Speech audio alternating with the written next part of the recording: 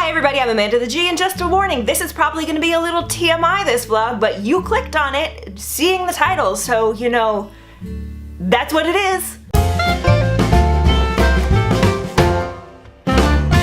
I've been opening other videos that I have endometriosis, and one of the things that I use to help with my endo is an IUD, and I am lucky enough that I am one of the people who can benefit from having an IUD with their endo. I know that a lot of my audience is male, so I am going to explain all of this. Don't worry. Okay, an IUD is an intrauterine device. It is technically a contraceptive, which means it stops you from being able to get pregnant. It's this big, like this big, and that fills your entire uterus. It gets inserted up through the vagina, in through the cervix, into your uterus, and it hangs out there for years. The Mirena is good for 6 years right now. They're working on getting it to 7. It was 5 when I first got it, but now it's 6, soon to be 7. Who knows? Copper lasts a lot longer, but that's a different beast. There's no hormones in the copper one, and I use mine for the hormones to help with my endo, because guess what?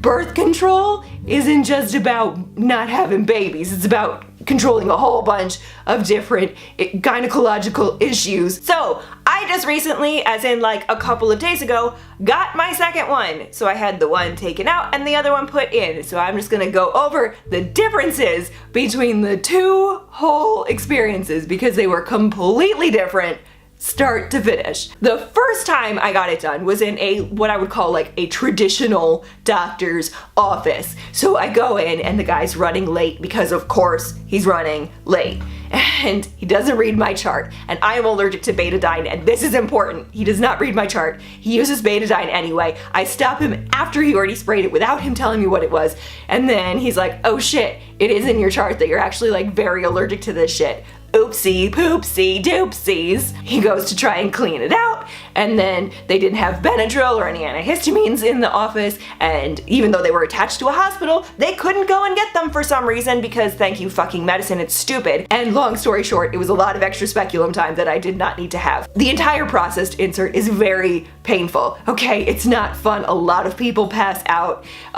people vomit, that's common, so, you know, it's not super fun like 10-15 minutes to begin with. They have to insert like this long medieval looking tool to open up your cervix. It's really not fun if you haven't had babies, and then they have to stick it up in there with this like tool that inserts it, and then they have to double check that everything's where it is and blah blah blah, and then they pull everything out. After that whole process, I ended up getting an infection because of course I did, because, you know, we switched things all around and I took Benadryl as soon as I got home, but it didn't matter because I got hives anyway. So I got an infection and I got hives. And here's a little TMI that you may not know as a man. Antibiotics kill all the bacteria in your body, which means antibiotics can frequently give a woman a yeast infection. So I had a yeast infection on top of all of that, and it was super fun not. Fast forward to second time around. Clearly I was not gonna go to that doctor again. So instead, I made a visit at Planned Parenthood. So the traditional office insists that you come in for a regular visit, then they will decide if you can have your other visit to have your IUD removed and replaced, because I guess they don't trust you that you actually have one in. It would have taken me 2 months to get in just for the first visit. Then I would have had to wait another like 6 to 8 weeks for the other visits, but this stuff has an expiration date, like it had to come out, so I didn't have that kind of time. So I get there, and of course I have to deal with the protesters because people are fucking stupid and think that Planned Parenthood just does abortions. Well, let me tell you what, they do everything. They do cancer screenings, they do pap smears, they do STD testing, they do like prenatal appointments and prenatal vitamins and all sorts of stuff and help out people, and they do regular gynecological visits and all different things like that, and they pay on a sliding scale. So if you have no insurance, and don't worry about it, it's fine, they got you. So stop fucking protesting them, you dipshits. Anyway, they know I'm allergic to betadine, they don't even have betadine in the room,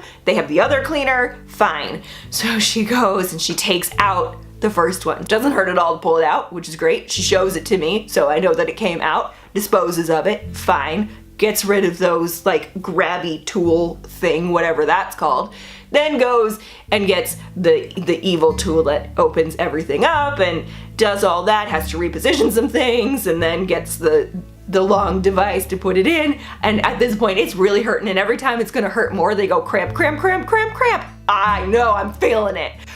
Puts it up in there, does the whole thing, cuts the strings, pulls everything out, and then they make you lie there for like 10 minutes. So you have to lie naked from the waist down with a little sheet of paper covering over your legs for 10 minutes in a room by yourself so that you don't pass out. And then they give you a giant ass pad to leave there with because you bleed from this whole experience. It's awful. So they give you that pad and then they send you off on your merry way and basically say, deal with your cramps for a few days and have fun. So I've spent the last like day and a half curled up in a ball on my couch.